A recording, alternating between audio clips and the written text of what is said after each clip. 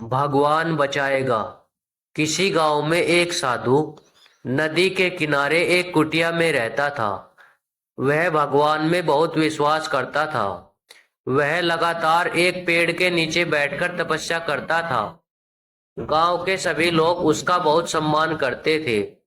एक बार गांव में बहुत भीषण बाढ़ आ गई। हर तरफ पानी ही पानी दिखाई दे रहा था।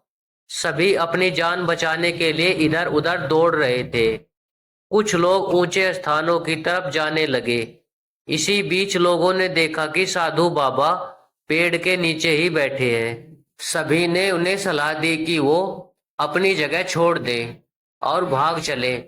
लेकिन साधु महाराज ने कहा कि तुम लोग अपनी जान बचाओ, मुझे तो मेरा भगवान बचाएगा।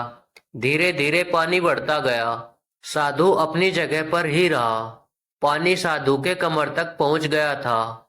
फिर इतने में ही उसके पास से एक नाव गुजरी। उस नाव में एक मल्लाह था।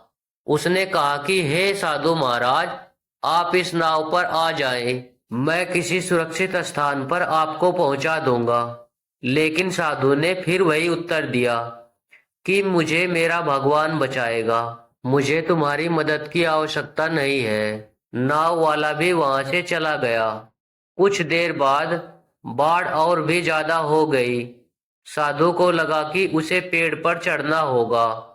साधु ने सोचा कि उसे वहां बैठकर ईश्वर को याद करना होगा। इतने में ही उसे गड़गड़ाहट की आवाज सुनाई दी। उसने देखा कि एक हेलीकॉप्टर उसकी मदद के लिए आया है।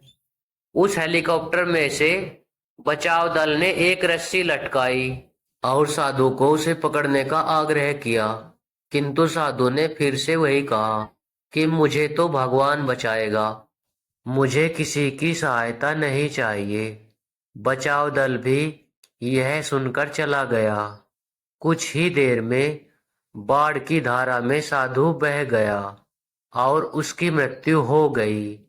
जब मृत्यु के बाद साधु महाराज स्वर्ग पहुंचे तो उन्होंने भगवान से पूछा कि मैंने तुम्हारी आराधना इतने मन से की, लेकिन फिर भी मैं डूबकर मरा। तुम मुझे बचाने नहीं आए, आपने ऐसा क्यों किया? भगवान ने साधु महाराज से कहा कि मैं 3 बार तुम्हारी मदद करने आया। एक बार ग्रामीणों के रूप में, एक बार नाव वाले के रूप में और तीसरी बार बचाव दल के रूप में, लेकिन तुम ही मुझे पहचान नहीं पाए। कहानी की सीख। इस कहानी से हमें यह सीख मिलती है कि ईश्वर हमें कई मौके देता है, लेकिन यह अवसर किसी की प्रतीक्षा नहीं करते, यह तेजी से गुजर जाते हैं। अगर हम उन्हें पहचान कर उनका लाभ उठा लेते हैं तो हम अपनी मंजिल पर जल्दी पहुंच जाते हैं। दोस्तों, अगर आपको हमारी यह कहानी पसंद आई हो तो इसे लाइक करके चैनल को सब्सक्राइब कर लें, जिससे हमारी हर आने वाली वीडियो का संदेश आप तक पहुंचता रहे। तो मिलते हैं किसी अगली कहानी में।